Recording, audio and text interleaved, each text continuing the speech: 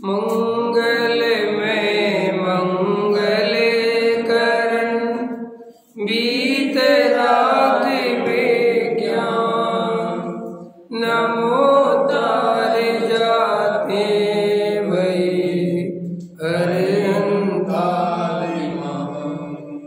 कर मंगल करे हो महा ग्रंथ करन की काज जाते मिले समाज सब पावे निज पद राज इस भव के सब दुखान के कारण मिथ्या तिनकी सत्ता नाश कर प्रगट मोक्ष उपाय। मोक्ष मार्ग प्रकाशक आश्रव तत्व संबंधी यथार्थ श्रद्धान की चर्चा हो गई थी। वंद तत्व संबंधी अयथार्थ श्रद्धान की भी कम कर दो, थोड़ा सा चर्चा हो गई थी और कम करो। संवर तत्व संबंधी अयथार्थ श्रद्धान बस, तथा आश्रव का अभाव होना सो संवर है। सो आश्रव का यथार्थ नहीं पहचाने उसे संवर का यथार्थ श्रद्धान कैसे हो। जैसे किसी के अहितरूप आचरण है उसे वह अहितरूप भाषित ना हो तो उसके अभाव हितरूप कैसे माने। जैसे जीव को आश्रव की प्रवृत्ति है इसे वह अहितरूप भाषित ना हो तो उसके अभाव रूप संवर को कैसे हितरूप माने। तथा अनादि से इस जीव को आश्रव भाव ही हुआ है, संवर कभी नहीं हुआ। इसीलिए संवर का होना भाषित नहीं होता। संवर होने पर सुख होता है, वह भाषित नहीं होता। संवर से आगामी काल में दुख नहीं होगा, वह भाषित नहीं होता। इसलिए आश्रव का तो संवर करता नहीं है और अन्य पदार्थों को दुखदायक मानता है। उन्हीं के न होने का उपाय किया करता है, परंतु वे अपने अधीन नहीं है, व्यर्था ही खेद खिन्न होता है। इस प्रकार संवर तत्व का अयथार्थ ज्ञान होने पर अयथार्थ श्रद्धान होता है। देखो क्या कह रहे टोडामल जी, आश्रव दुख रूप है, आश्रव से ही सारा दुख चल रहा है। लेकिन आश्रव दिखाई तो देता नहीं, दिखाई तो देते हैं पर पदार्थ। अंदर जो मोह राग द्वेष के परिणाम चल रहे हैं, जो हमारे अंदर कसाएं चल रही हैं, असली दुखदाई तो वो हैं, असली तकलीफ देने वाली तो वो हैं। लेकिन उस तरफ हमारा ध्यान नहीं जाता। हमारा सारा ध्यान, हमारी सारी ताकत, हमारी सारी एनर्जी पर पदार्थों में लगी रहती है, क्योंकि मिथ्या दर्शन के कारण ऐसी मान्यता बनी हुई है कि ये पर पदार्थ सुख और दुख देते हैं।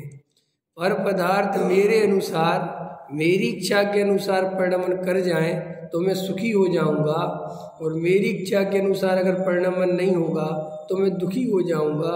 ये प्रबल मान्यता अनादि काल से बनी हुई है।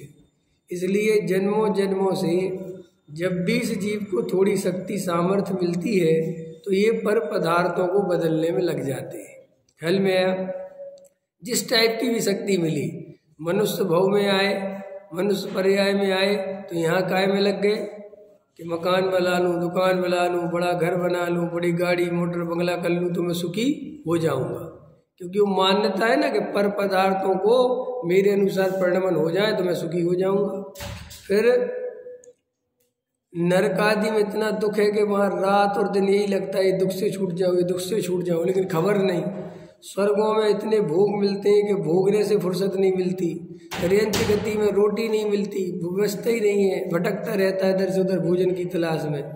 तो अब ये सारा जीवन जब भी एक तो मुश्किल से कभी शक्ति सामर्थ्य मिलती है, और वो शक्ति सामर्थ्य मिलती भी है तो वो पर पदार्थों को अपने अनुसार परिणमन कराने में लगा देते हैं, और वे अपनी इच्छा के अनुसार परिणमन तो करते नहीं, स्वयं ही महा दुखी होकर भव खत्म कर लेते हैं।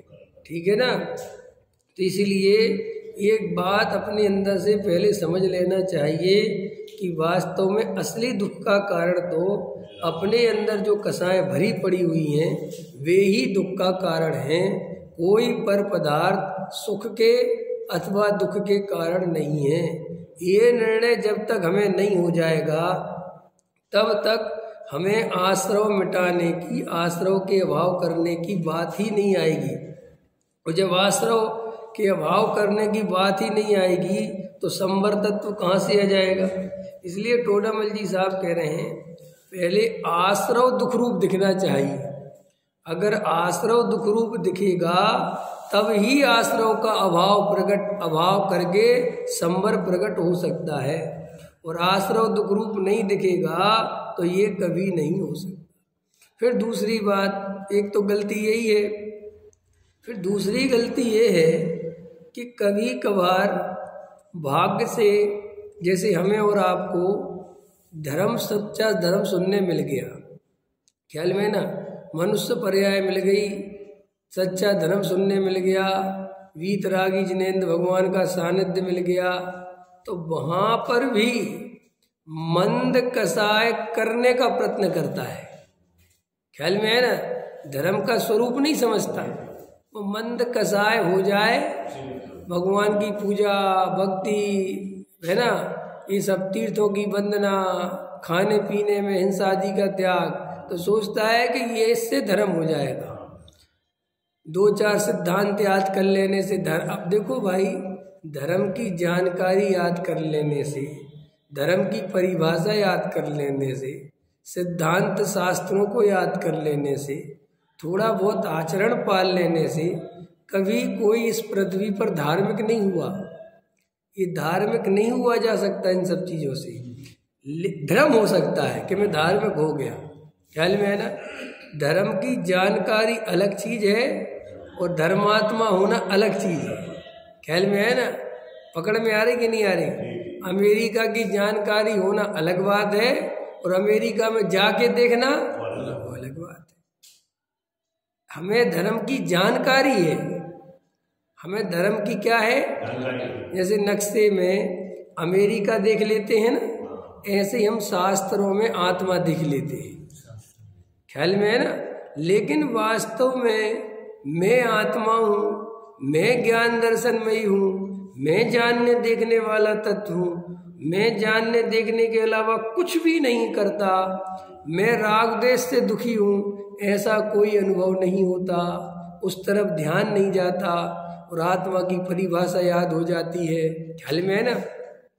इसलिए इन बातों को गहराई से समझ लें कि ये जन्म भी कोई हमारा धार्मिक होने के लिए नहीं जा रहा है।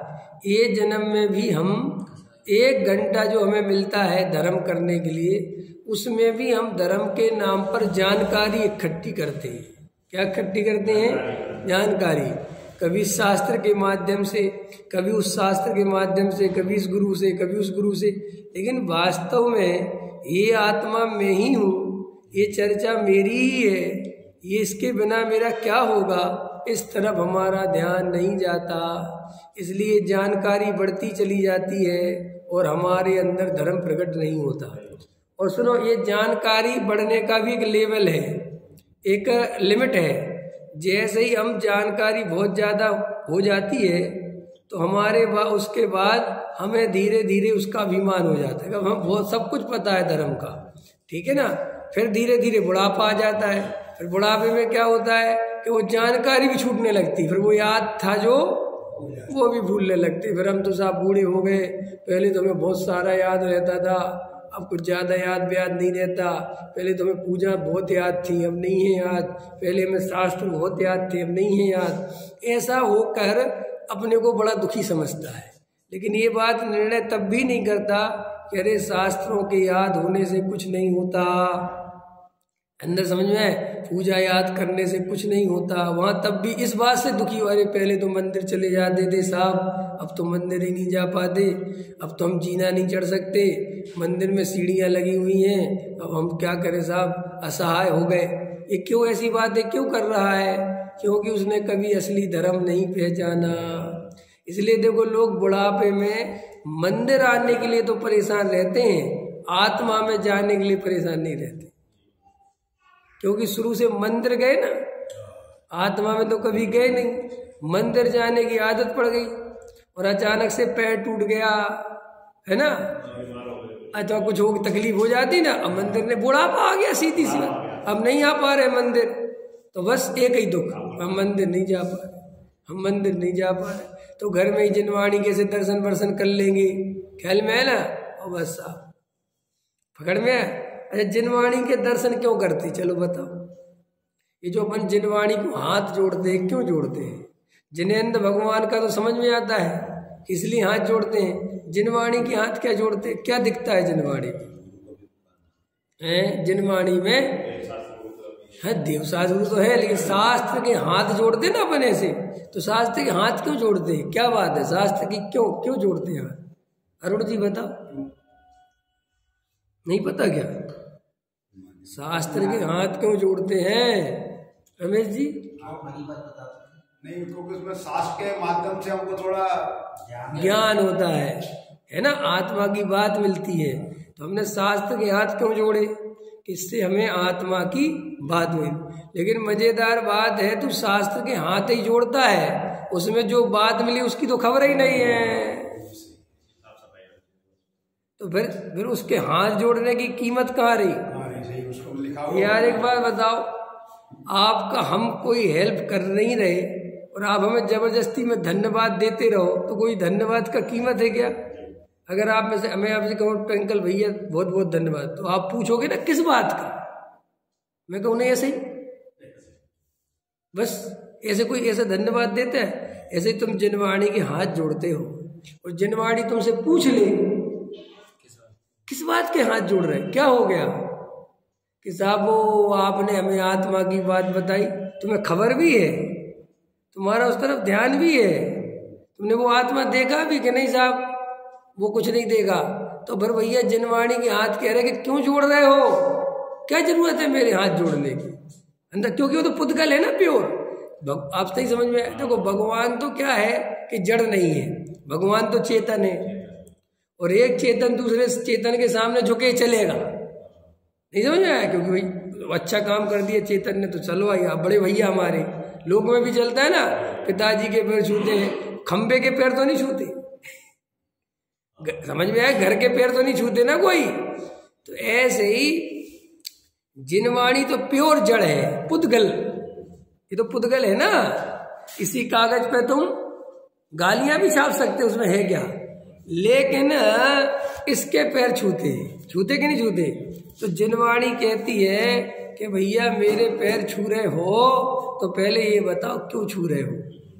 इसका उत्तर हमारे पास नहीं है। सोचो बात, किस किस के उत्तर हमारे पास नहीं है, सोचना।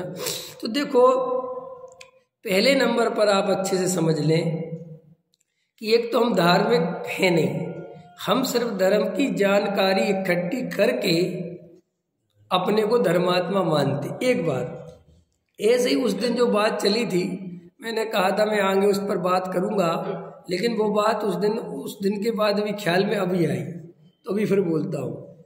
एक ये भी बहुत बड़ी प्रॉब्लम है कि हम किसी को भी मंद कसाई समझ लेते हैं, ये मंद कसाई है, जबकि वास्तव में मंद कसाई आप जिसे समझते हैं 100 में से 99% चांस है कि वो मंद कसाई नहीं होगा, आप गलत समझते हो।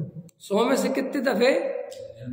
1 दफे कोई आदमी हो सकता है, क्योंकि मैं कहता हूं कि आप जिसे कसाई की मंदता समझ बैठे हैं वो कसाई की मंदता नहीं है। उसके 2 कारण हैं। वो व्यक्ति अंदर से करना तो चाहता है लेकिन भयभीत है, तो भय के कारण वो कसाय प्रकट नहीं करता। क्या के कारण? भय, और भय के कारण कसाय प्रकट नहीं करता, तो वो मंद कसाई नहीं हुआ, वो भयभीत हुआ। समझ में? डरता है लोग क्या कहेंगे, नरक नहीं चला जाऊं, समाज वाले मेरी बेइज्जती नहीं कर दें, मेरी कमाई हुई इज्जत नहीं चली जाए, और भैया अपन को तो नरक नहीं जाना। तो ये कोई कसाय कम है ये अर्थ नहीं हुआ, ये तो कसाय की तीव्रता है, लेकिन प्रकट करने से डरता है। ख्याल में आया कि नहीं आया? पैसा तो कमाना चाहते हैं, लेकिन जोखिम लेना, रिस्क लेना, तो अरे साहब हम तो ज्यादा चक्कर में नहीं बसते, हमें तो जो मिल जाए वो ही अच्छा है, ऐसी बातें करते ना लोग। तो वो सोचता है कि मैं तो बड़ा मंद कसाई हूं, और जो दूसरा आदमी जो रात और दिन लगा हुआ है ये तीव्र कसाई। लेकिन ये बात नहीं है, ये बात बिल्कुल नहीं है। तुम रात और दिन लगने की तुम में ताकत नहीं है। एक बात कि क्यों साहब, तुम पैसा तो चाहते हो, अगर तुम्हें 2 लाख रुपए की जगह 4 लाख रुपए महीना मिले तो लोगे कि नहीं लोगे? प्रश्न है रमेश जी? नहीं छोड़ेगा।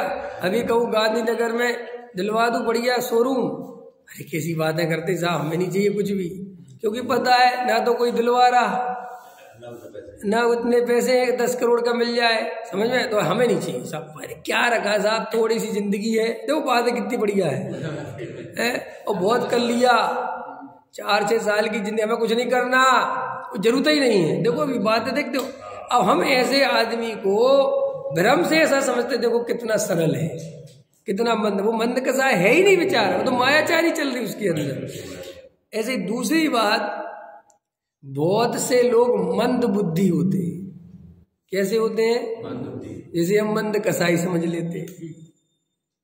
मंद बुद्धि को मंद कसाई नहीं समझना चाहिए। मंद बुद्धि तो समझते हो ना आप, कि वो भी समझाओ। मंद बुद्धि माने मूर्ख, जिसकी अकल नहीं चलती, जिसको ज्यादा बात समझ में नहीं आती, जो ज्यादा बोलना नहीं जानता। ख्याल में? अब वो आदमी ऐसा है तो बेचारा कैसा बोलेगा? तो वो चुपचाप बैठा रहेगा कि नहीं? चुपचाप बैठा रहेगा। तो उसे क्या समझ लेते हैं अपन? बहुत मंद कसाई आदमी। वो फलाने पंडित जी आए थे बिल्कुल सीधे, वो सीधे नहीं है। सीधे शब्द को तुमने बहुत अच्छे लफ्जों में यूज कर रखा है, वो है तो मूर्ख। लेकिन मूर्ख किसी को कहो तो अच्छा, अरे हमारा ट्विंकल बहुत सीधा है, इसका मतलब क्या है? क्या अर्थ है? क्या कहना चाहते हो? किस बात का सीधा वो बताओ। अंदर में कि नहीं साहब, वो सीधे, सीधा शब्द का सीधा सा अर्थ है कि मूर्ख है, टंच नहीं है, चालाक नहीं है, होशियार नहीं है। ख्याल में है ना? लेकिन ये मंद कसाय का लक्षण नहीं है। कोई इससे कहे कि तुम इससे धर्मात्मा हो गए, बिल्कुल नहीं है। ख्याल में है? नहीं। कई लोग होते हैं, कई विद्वान होते हैं, कुछ नहीं पढ़ते हैं, चुपचाप रहते हैं, कम बोलते हैं, चुपचाप रहते हैं, सीधे रहते हैं, समझे? तो लोगों को लगता ये कितने सीधे पंडित जी हैं, है ना, कितने मंद कसाय है। ख्याल में है ना? ख्याल में ना? जबकि बिल्कुल ऐसा नहीं है, ऐसा नहीं है। नहीं, बिल्कुल बुद्धिमान ही चालाक होता है। चालाकी होने के लिए बुद्धिमान होना ही पड़ता है। वो बदमाश, वो अपनी बुद्धि का दुरुपयोग करे, उसको चालाक कहते हैं। क्या कहा? अपनी बुद्धि का दुरुपयोग करने लगे तो उसे कहते चालाक। लेकिन बुद्धिमान होगा तो ही चालाक हो सकता है। सीधा आदमी बेचारा चालाक कैसे हो सकता है? अंदर समझ में आया कि नहीं आया? तो बुद्धिमानी का दुरुपयोग, वो बदमाश, चालाक, जो सातिर, ख्याल में है ना? वो शब्द अलग अलग है सब, लेकिन वो बुद्धि के बिना नहीं हो सकते। उसके लिए बुद्धि तो चाहिए कि नहीं चाहिए? ख्याल में आए कि नहीं आए? तो मंद बुद्धि और मंद कसाय में अंतर पहचानो। कोई व्यक्ति मंद बुद्धि होने से मंद कसाई नहीं हो जाता, क्योंकि जैसे बहरे होते हैं, गूंगे होते हैं, समझ में आया ना, अपंग होते हैं, तो लोग उन पर करुणा करते हैं, लेकिन वे मंद कसाय नहीं होते। वे अंदर से बहुत तीव्र कसाय होती, उनकी बहुत तीव्र कसाय होती, क्योंकि उनकी शक्ति प्रकट नहीं हो पाती। आप क्या सोचते हैं, जो भिखारी जो आपसे पैसे मांगते हैं, ये आपके निकलते ही गाली देते हैं आपको, आप पीठ फेरी, मतलब समझ रहे हो आप? मतलब आजकल का तो भिखारी का स्टैंडर्ड भी बहुत खतरनाक है, इसलिए भिखारियों को देने के पहले सोचना पड़ता है। जैसे मान के चलो भिखारी है, तुमने पर्स निकाला और तुमने उसे 5 रुपए दे दिए, खुले मिल गए, और वो कितने मांगता है आजकल के भिखारी? 10 का, सीधा 20 का, इससे कोई मतलब ही नहीं है। अब ख्याल में ना, और 1-2 रुपए की तो अपनी को देने में शर्म आने लगी, स्टैंडर्ड ही इतना बढ़ गया। अब वो 5 रुपए दो तो कहता है ये क्या है बाबूजी। अब वो ऐसा बोलते हैं जैसे उसको पैसे देने हो मन को।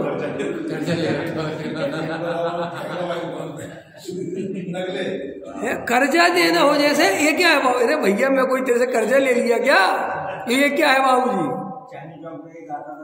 हाँ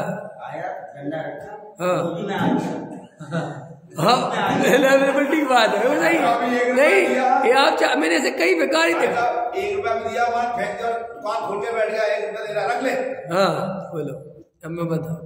अब आप क्या सोचोगे कि बेचारा बेकारी आदमी है? अरे कुछ नहीं, ये कोई बाहर से आप किसी का कुछ नहीं है। वो तो कोई व्यक्ति, देखो एक उदाहरण मिलता है, कथानक मिलता है बहुत अच्छा, कि रामचंद्र जी और लक्ष्मण जंगल जा रहे हैं। एक तालाब रास्ते में पड़ा, तो तालाब के किनारे अंदर बीच में थोड़ा गहरे पानी में बगला बैठा हुआ है। तो लक्ष्मण जी कह रहे हैं भक्ति देखना हो तो बगले की देखो। क्या कह रहे हैं भैया? भक्ति देखना हो तो बगले की देखो, कैसा एक पैर पर बैठा रहता है। ख्याल में है कि नहीं आया? तो रामचंद्र जी ने कहा ये भक्ति नहीं है, ये बहुत बड़ा शैतानी दिमाग है इसके अंदर। ख्याल में है ना? तो इसलिए वो चल गया ना बगला भगत, कि क्यों कि ये सारी चेष्टा, ये जो शांति से बैठा हुआ है अंदर शांत नहीं है। अंदर तो इतनी खलबली चल रही है इसके कि बस मछली आए और पकड़ू। ख्याल में है ना? देखने में तो बाहर से शांत लग रहा है। ऐसे ही हम बाहर से किसी को धर्मात्मा मत माने, क्योंकि धर्मात्मा बाहर से नहीं दिखाई देते। धर्मात्मा होने के लिए अंतरंग देखना पड़ता है, खुद का भी और दूसरे का भी। ऐसा हमें तो दूसरे का नहीं दिखेगा। बस तुम जल्दबाजी में धर्मात्मा मत मानो, थोड़ी सी बुद्धि लगाओ, सब दिखेगा, सब दिखेगा, 1 मिनट में दिखेगा। बस तुम ज्यादा भावनात्मक नहीं होने चाहिए, ज्यादा इमोशनल वाले नहीं होने, आपको सब दिख जाएगा कि ये आदमी कहाँ खड़ा हुआ है। इसलिए देखो भाई, ये बात अच्छे से समझ लें, हमारे अंतरंग में पहले जो असली दुख है वो अपने अंदर कसाय भाव है, दुखदाई भाव है, बेदुख दे रहे हैं, उनसे दुख हो रहा है। बाहर का कोई पदार्थ दुख का कारण नहीं है। ऐसे ही हम जिस मंद कसाय के भरोसे स्वर्ग जाना चाहते हैं, वो मंद कसाय नहीं है, वो तीव्र कसाय ही है। क्यों? क्योंकि अंतरंग में मंद कसाय का लक्षण जो बताया वो नहीं है। वो भय के कारण, लोभ के कारण, कितनी बातें बताई, भय और लोभ, इसके कारण वो कसाय दबी हुई हैं। अंदर में कसाय तो पूरी है। अंदर समझ में आया? इसीलिए ये जो टोडरमल जी साहब कह रहे हैं कि आश्रव तत्व दुखदाई है और उनको पहचानता नहीं, तो संवर का उपाय क्यों करेगा? क्लियर हो गई ये बात? पकड़ में आ गई? चलो, निर्जरा तत्व संबंधी अयथार्थ श्रद्धा तथा बंध का एक देश अभाव होना सो निर्जरा है। सो बंध को यथार्थ नहीं पहचाने, उसे निर्जरा का यथार्थ श्रद्धान कैसे हो? जैसे भक्षण किए हुए विष आदि से दुख होना ना जाने, तो उसे नष्ट करने के उपाय कैसे भला जाने? उसी प्रकार बंधन रूप किए कर्मों से दुख होना ना जाने, तो उनकी निर्जरा के उपाय कैसे भला करें? ये प्रश्न बहुत आता है कि साहब हम उपाय करना तो चाहते हैं लेकिन उपाय कर नहीं पाते, उपाय होता नहीं। ये बात बिल्कुल झूठ है। लोक में हम कैसे कर लेते हैं उपाय? हमें लोक में कोई समस्या आती है तो हम उसका उपाय खोज लेते हैं कि नहीं खोज लेते? हमें कोई बीमारी आ जाए है, बीमारी, और वो बीमारी अगर आ जाए तो हम दुनिया का कहीं ना कहीं से उसका इलाज खोज लाते हैं कि नहीं खोज लाते? और चलो खोज लाते हैं, और अथवा नहीं मिले तो क्या हम खोजना बंद कर देते हैं? हम लगे रहते हैं, और मिल जाए और आराम नहीं लगे तो दूसरे की तरफ जाते हैं, लेकिन उसका इलाज उपाय छोड़ते नहीं हैं जब तक वो ठीक नहीं हो जाए। तो दुनिया में ऐसी कौन सी चीज है कि जिसको समस्या तो है लेकिन उसका समाधान तो है? अगर समस्या है तो, लेकिन वो अंतरंग में तुम्हें कितनी समस्या है वो देखना पड़ेगा। जैसे अपन कहते हैं ना, सर से पानी ऊपर हो गया, अब नहीं। ऐसे ही संसार का दुख तुम्हें कितना भाषित हो गया कि अब मुझे संसार में नहीं रहना, अब मुझे देह में एकत्व बुद्धि नहीं करनी, अब मुझे संयोगों में एकत्व बुद्धि नहीं करनी, मैंने बहुत पागलपन कर लिया, अब ये पागलपन बिल्कुल छोड़ देना है। ऐसा अंतरंग में कब लगता है? बहुत हो गया मायाचार, बहुत हो गई समाज की तू मैं, बहुत हो गया, सब बकवास बंद करनी है, अब उम्र बहुत हुई। तो ये कब लगता है? ये लगे तो उपाय करे। जब ये सब लगता ही नहीं कुछ भी, थोड़ा और कर लूँ, थोड़ा और कर लूँ, थोड़ा और कर लूँ, थोड़ा और कर लूँ, थोड़ा और कर लूँ। देखो मास्टर जी, जब अपनी इच्छा के अनुसार परिणमन नहीं होता तो वैराग्य आता है? अपने है ना, वो वैराग्य नहीं है, वो काय का वैराग्य? ऐसा वैराग्य तो हर किसी को आता है। हमारे अनुसार कोई काम नहीं बना रहे, कुछ नहीं रखा यार, सब बेकार है, सही कहते धर्म सही कहता, वास्तव कुछ नहीं। क्या पागलपन की बात है? तुम धर्म का भी कितना मिसयूज करते हो, कभी सोचा? तुम धार्मिक बातों का भी कितना मिसयूज करते हो। जो धर्म पढ़ लिया ना, पढ़ा दिया, इनका यूज कब करते हो देखा तुमने? जब तुम्हें कहीं से शांति नहीं समझ में आती है तो लाओ ये धर्म का धागा खींचो थोड़ा सा, फिर ये गाना गाने लगते हो, सुतधारा होई न सीरी, सब स्वार्थ के हैं भीरी। अरे भैया, मरती बिरिया जीव को कोई न राखनहार, राजा राणा छत्रपति बोलने लगते हो सब। ये क्या अमृत वचन थे, और इनका हमने उपयोग कहाँ किया जब हमें कोई उपाय नहीं। और वो उपाय, और सुनो, वो ज्यादा देर उपयोग नहीं करते, फिर जैसे ही थोड़ा ठीक लगने लगा फिर वहीं के वहीं। तो ये तुमने धर्म किया कि धर्म का महादुरुपयोग किया। इतनी बढ़िया बढ़िया बातों को तुमने कहाँ लगा के खत्म कर दिया जब अपनी इच्छा के अनुसार परिणमन नहीं हुआ। मैं कितने लोगों को देखता हूँ, जब उनको मंदिर आदि में, समाज आदि में कोई पद वगैरह नहीं मिलता ना, तो उनको सारी दुनिया से वैराग्य आ जाता है। ख्याल में है ना? और कुछ नहीं रखा, कुछ नहीं रखा, कुछ नहीं रखा, कुछ नहीं रखा, ऐसे बोलते रहते हैं। ख्याल में है ना? और भैया अपन की तो उम्र बहुत हो गई, अब कुछ चक्करों में नहीं फंसना। और जैसे ही परिणमन अनुकूल हुआ, ए भाई साहब, वो व्यक्ति देखने लायक हो जाता है कि ये क्या हो गया। एक बार जैन साहब याद है तुम्हें?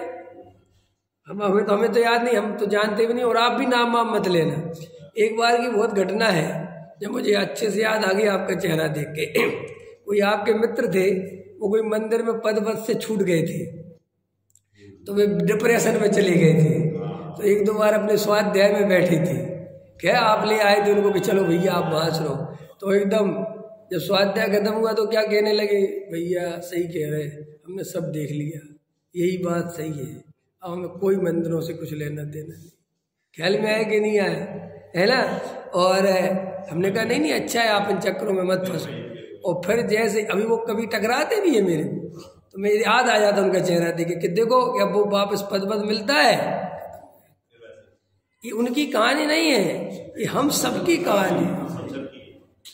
हम दूसरों पे तो हंसते हैं, दूसरों पे तो छीटा कसी करते हैं, लेकिन पूरा जीवन हमारा भी यथार्थ में वहीं डूबा हुआ है। देखो भैया, धर्म कोई मजाक नहीं है। अगर तुम्हें संसार में दुख लगा हो तो वही इसका सेवन करना, वरना ये कोई काम का नहीं है। देखो धर्म किसके काम का बताओ? सबके काम का नहीं है। धर्म उसके काम का है जिसको दुख लगा, जिसको मिथ्या दर्शन की बीमारी समझ में आ गई, उसको है। मेडिकल पे दवाई है, तुम्हारे काम की है सारी, हमारे क्या लेना देना मेडिकल से? क्यों ले लो यार, सब लोग इतने लाइन में लगे रहते हैं, यहाँ लेते हैं, तुम भी ले लो। अस्पताल के बाहर से निकलो कितनी लंबी लाइन लगती है ना, सरकारी हॉस्पिटल में, प्राइवेट में भी लगती है। तो जब तुम बीमार नहीं रहते उस लाइन में लगने का मन करता है, उस अस्पताल में जाने का मन करता है। अच्छा एक काम करो, आज नहीं तो कल तो हो ही जाएगा बीमारी, आज ही दवाई लेके रख लेते हैं, ऐसा मन होता है? क्यों नहीं होता? हम धर्म के साथ ही कर रहे हैं, लेके रख लो रे भैया, थोड़ा थोड़ा सुन के रख लो, इस जन्म में नहीं तो क्या पता कब काम आ जाए। ये हमारे पागलपन की हद है। क्या लोग में हम कितने समझदार हैं, कितने समझदार हैं। अरे भाई धर्म इसलिए तो नहीं हो पा रहा कि इसमें लगे लाखों हजारों करोड़ आदमी हैं। क्या कहा मैंने? धर्म की ये दुर्दशा क्यों है? इस लाइन में लगे हजारों करोड़ों आदमी हैं, उन हजारों करोड़ों में से बीमारी एक को भी पता नहीं है, उनको पता ही नहीं है। और उनसे पूछो कि तुम लगे क्यों हो, इसका भी उत्तर नहीं पता। वे कहते भैया ये वो प्रश्न है, वही वाली जंगल वाला, जंगल में आग लगी, सब लगे हैं साहब, सब अपन लगे हैं। ख्याल में आए ना? अब ये साहब सब लगे तो अपन लगे, बस ये हमारी ख्याल। हिंदू से पूछो कि तुम हिंदू क्यों, क्योंकि सामने मुसलमान खड़ा इसलिए मैं हिंदू। आपको पता है बात की नहीं पता? आप कब हिंदू होते हो? जब सामने मुसलमान खड़ा हो ना, आप हिंदू नहीं होते। आप जैन, दिगंबर जैन कब होते हो आप? जब श्वेतांबर जैन सामने न काहे के दिगंबर जैन, क्या मतलब? फिर तो जैन ही है। अंतर समझ में आ रहा तुम्हें? झगड़ा समझ में आ रहा है कि नहीं आ रहा? कि हमारा सारा हमारा धर्म ऐसे ही चल रहा है, हमें कुछ नहीं खबर, हमें वास्तव में कुछ करना भी नहीं है धर्म का। ये तो हमें एक डर बैठा दिया गया है कि धर्म है, भगवान है, मोक्ष है, ये है वो है, और एक कुछ ऐसा करो ना भैया, नहीं बहुत चलाए, तो हम बैठ गया वो डर। अब डर बैठ गया तो क्या कर सकते हैं? आप समझे? डर हृदय में जाके डर, फिर वो रूटीन वर्क कैसे बनता है कोई चीज? रूटीन वर्क आपकी वो बनी, जो वो आपकी भय से तो बनी, उस दिए गए संस्कार, चलो चलो चलो। तो अब वो भय, देखो एक बच्चा बहुत डरता था, क्योंकि उसके माँ बाप ने, अब छोटा सा था ना, तो जैसे कोई चीज की जिद करता, बाहर जाने की, खेलने की, तो मम्मी पापा कहते थे ये हुआ आ जाएगा, भूत आ जाएगा, बाहर नहीं जाना। छोटा बच्चा था, धीरे धीरे डरने लगा, डर गया। माँ बाप ने सोचा ठीक है, लेकिन वो इतना अंदर से भयभीत हो गया कि जब वो 15 साल का हो गया, 20 साल का हो गया, तो वो बाहर ही नहीं जाए कि वे बाहर तो भूत होगा, वो मुझे पकड़ लेगा। अरे मम्मी पापा ने अपना सिर पकड़ लिया, माँ बाप ने, कि जी क्या कर दिया अपन ने, तो बड़ी टेंशन का काम हो गया। अब इसको कैसे समझे? अब वे समझा रहे कि नहीं होता, कुछ नहीं होता, जा। अरे क्या बात करते हो तुम लोगों ने, शुरू से समझाई ये बात, अब जाके पलट जाते हो, मैं तो नहीं मानता। ठीक, तो उन्होंने कहा कि भैया इसका क्या इलाज किया जाए? तो इलाज ये हुआ कि भैया एक झाड़ने फूकने वाले के पास ले गए कि साहब ऐसी ऐसी समस्या है। उसने कहा ये समस्या ही नहीं है, लो 2 मिनट में इलाज। एक ताबीज भरी, वो गले में पहनाई थी। बोले जब तक ये ताबीज तुम्हारे गले में है तब तक दुनिया का कोई भूत तुम्हारा पीछा नहीं कर सकता, कोई तुम्हारे पीछे नहीं आ सकता। समझ में आया? ताबीज पहन के एकदम खुश, अब घूम रहे। लेकिन उसे ताबीज जान से प्यारी हो गई कि अगर ये ताबीज हट गई, भूत पकड़ गई। हाँ, एक डर छोड़ा तो दूसरा अब पकड़ के बैठा। कहीं जाता सबसे पहले ताबीज बाबीज भैया। एक दिन रास्ते में जा रहा था और ताबीज गिर गया, और देखा तो ताबीज तो है नहीं। उसी दिन कहते मर गए, उदाहरण के लिए, तो डर गया, मर गया। ऐसे ही हमारी जिंदगी है। हमें नरकादि के भय ख्याल में आए कि नहीं आए? सब समझा दिए गए, नरक चले जाओगे। ये खाया तो सीधे नरक, ये किया तो सीधे नरक। अब डर बैठा दिए, हम इतने डर गए कि साहब बहुत डरने लगे। तो फिर उन्हीं माँ बाप ने समझाया कि अगर भगवान के पास जाते रहोगे, रोज मंदिर जाओगे, रोज शास्त्र पढ़ते रहोगे, और अगर ये नहीं खाओगे तो फिर नरक नहीं जाओगे। बोले सच्चा? बोले बिल्कुल ठीक। तो हम मंदिर आने लगे, हम शास्त्र पढ़ने लगे, महाराजों के पैर दबाने लगे। समझ में आ गई? नहीं समझ में आ गया? भिखारियों को दानी देने लगे, जो भी उसमें कारण बताए देते यार, दान पूजा भक्ति जो भी ले लो सब, ख्याल में है ना? पकड़ में आई कि नहीं आई? अब वो रूटीन वर्क बन गया। तो असली में तो वो जनक कौन है उसका? वो समाज और वो भय जो समाज ने भर दिया। और ये समाज क्यों भरता है भय, बताए तुम्हें? क्योंकि समाज को तुम्हें पराधीन रखना है, अपने अनुसार चलाना है, और अपने अनुसार चलाने के लिए डर बहुत जरूरी है। बीजेपी को पता है कि हिंदुओं को मुसलमानों से जितना डर लगेगा उतना वोट कहाँ आएगा? अपने पास आएगा। ख्याल में है ना? और अगर ये डर नहीं होगा, ये डर नहीं होगा, ये सारी राजनीति काय पे चल रही है? जो मुसलमानों के नेता हैं वो किससे डराते हैं? हिंदुओं से। ऐसा नहीं है कि तुम्हें को डराते हैं, वे उनको डराते हैं। वो एक ओवैसी है, वो इस बात से डराता है कि तुम्हें खा लेंगे सब, तुम अपना अलग बनाओ। तो अलग बनाओ माने वो वोट कहाँ दो, वो नेता किसे बनाओ, वो मुझे बनाओ। तो ये भय की राजनीति हर जगह है, धर्म में, राजनीति में, हर जगह। क्योंकि इस भय की राजनीति में खुद का अपना बहुत जिसके साथ की जाती है उस बेचारे का तो बहुत नुकसान होता है, लेकिन खुद का बहुत भला होता है। नहीं समझ में आया? माँ बाप चाहते हैं कि बच्चा हमारे अनुसार चले, ख्याल में है? तो वे अपना भय पैदा करते हैं। समाज चाहता है कि मास्टर जी हमारे अनुसार चले, तो मास्टर जी को समाज भय पैदा करता है। तो सब एक दूसरे के उससे बंध जाते हैं। अब ये नहीं पता कि हम बंधे क्यों हैं, ख्याल में है ना? देखो, अंतरंग से विचार करोगे तो समझ में आएगा कि हमें धर्म के कुछ अंतरंग खबर नहीं है। ये तो सारी चीज हम राजनीति के शिकार हो गए हैं। काहे के शिकार हो गए हैं? और अब हमसे स्वास्थ्य ऐसा नहीं हो जाए, ऐसा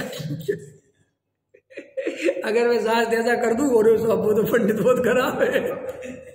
कई लोगों को देखा मैंने, वे शास्त्र इतने अच्छे से पूजा करते लेकिन वे पढ़ते कभी नहीं।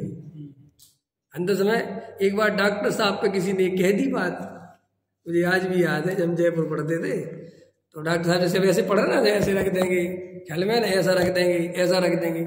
तो डॉक्टर साहब से किसी ने इनडायरेक्ट में ये बात कह दी कि आपका जनवाणी के प्रति कोई बहुमान नहीं। समझ में ना? पहुंची डॉक्टर साहब के पास का, तो डॉक्टर साहब कहते हैं ये भाई जिन सज्जन ने प्रश्न किया है, पहले वो सज्जन से मैं ये पूछना चाहता हूँ, वो जनवाणी पढ़ते कितनी है? कितनी पढ़ते हैं? दिन में कितने दफे पढ़ते हैं? ख्याल में है ना?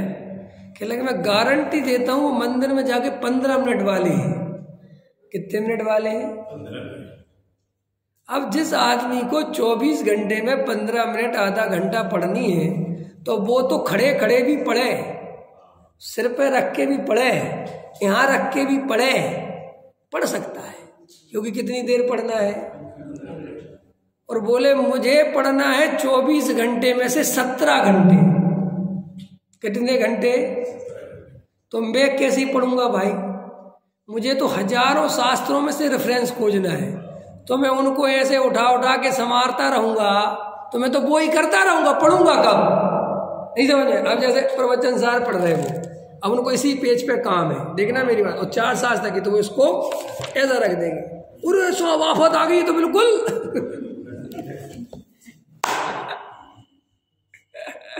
तो डॉक्टर साहब कहते थे ऐसे कट्टरवादियों से, ऐसे पंथवादियों से, ऐसे भक्तों से बच के रहना, क्योंकि ये जानते कुछ नहीं है, लेकिन इनके अंदर जो भर दिया गया है वो इतना विष है कि वे तुम्हें पागल कर देंगे। जो ज्यादा धार्मिक प्रवृत्ति के लोग होते ना, बड़े खतरनाक होते हैं। कट्टरवाद कहीं अच्छा नहीं होता, ध्यान रखना। कट्टरता होनी नहीं चाहिए बिल्कुल। थोड़े से फ्लेक्सिबल रहो, नेचुरल रहो, इतनी ज्यादा मत करो। तुम डॉक्टर साहब को समझाओगे जिनका 75 नहीं 90% जीवन जनवाणी पढ़ने में चला गया, जितनी तुम्हारी उम्र नहीं है, जितना तुम्हारी उम्र के दिन नहीं होंगे उतने उन्होंने शास्त्र लिख दिए। तो उसको समझाओगे कि जिनवाणी की विनय क्या होती है? ख्याल में है कि नहीं आया है? जो तुम एक लाइन पढ़ते हो और रख देते हो, तुम इसे विनय समझते हो। डॉक्टर साहब बहुत कहते हैं कि जिनके घर में जिनवाणी बहुत अच्छे से सजी और सबरी रखी हो, समझ लेना ये बिल्कुल नहीं पढ़ते, क्योंकि पढ़ने वाले इतनी सजा और सवार के कैसे रखेंगे? बार बार पढ़ना है, बार बार देखना है, तो कहाँ तक उसको बढ़िया से बढ़िया वो कपड़ा पहना के रखोगे? तो इस तरीके से हमें और आपको गहराई से ये बात समझनी है कि भाई हमें धार्मिक होना है कि हमें धार्मिकता का ढोंग करना है। हमें वास्तव में संसार की जो कसाई की समस्या है उसका समाधान करना है कि खाली हम जब अपने परिणाम अपने अनुसार परिणाम नहीं होता, जब हम परेशान चलते हैं, कोई पाप का उदय चलता है, तो हम उसका जिनवाणी का, तत्व का, धर्म का, बातों का सहारा ले लेते हैं और उतनी देर के लिए अपने को शांति मिल जाती है। यही उसका उपयोग है हमारे जीवन। और अगर इतना ही उपयोग है तो भाई साहब हमारे धार्मिक होने की कोई गारंटी नहीं है। कभी भी हम कभी भी आत्मा नहीं पा सकते, कभी भी सम्यक दर्शन नहीं पा सकते, क्योंकि अंतरंग में जब हमें रोग ही नहीं लग रहा, जब हमें तकलीफ ही नहीं लग रही, तो उसका समाधान क्यों खोजेंगे? अंतर समझ में आया कि नहीं आया? ये कोई समाधान नहीं है। इस तरीके से निर्जरा तत्व की चर्चा हुई। अभी और पढ़ना है निर्जरा में, इसकी चर्चा कल करेंगे। सहजानंदी शोध स्वरूपी अविनाशी